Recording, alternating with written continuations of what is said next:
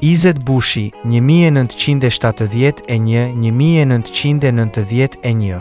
Izet Bushi, edhe si nxënës i shkollës së mesme, ishte pjesëmarrës i protestave dhe demonstratave që zhvilloheshin në Kosovë kundër politikës fashiste të Slobodan Miloševićit. Vitet e 90-ta ishin vitet kur në Kosovë u suprimua edhe ajo pak autonomi që kishte Kosova aso kohe. Edhe përkundër reagimit të rinisë shqiptare të Kosovës që të bojkotohej shërbimi ushtarak, pikërisht për shkak të keqtrajtimit dhe vrasjes së ushtarëve shqiptar nga ashtu quajtura Armatë Popullore e Jugosllavisë.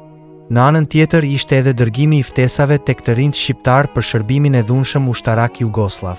Qershori i vitit 1990, Izet Bushin e gjen ushtar në Çupri të Serbisë. Ishte koha kur nga kjo armatë famkeqe jugoslave vriteshin ushtarët shqiptar, ndërsa në Kosovë ktheheshin të mbyllur në arkivol të blombuar duke ju thënë familjes se ushtari ka bërë vetvrasje. Kështu ndodhi edhe me Izet Bushin, vrasja e të cilit u organizua nga eprorët e tij në natën e vitit të ri, më saktë më 1 janar 1991. Vrasja e Izetit dhe më shumë se 50 ushtarëve të tjerë shqiptar që u kthyen në arkivole nga ish armata jugoslave bëri që rinja shqiptare ta refuzoj shërbimin në ish armatën jugoslave dhe të organizohet në celulat e para të ushtrisë çlirimtare të Kosovës, e cila ktheu dinjitetin tek shqiptarët. Më 4 janar 1990 e një bë varrimi i ushtarit Izet Bushit në prani të 10 mijëra shqiptarëve të ardhur nga të gjitha trevat shqiptare.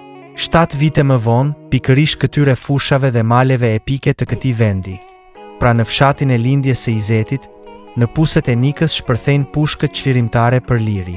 Ishte ushtria çlirimtare e Kosovës, që po merrte hakun e Izetit dhe shumë të rënëve tjerë.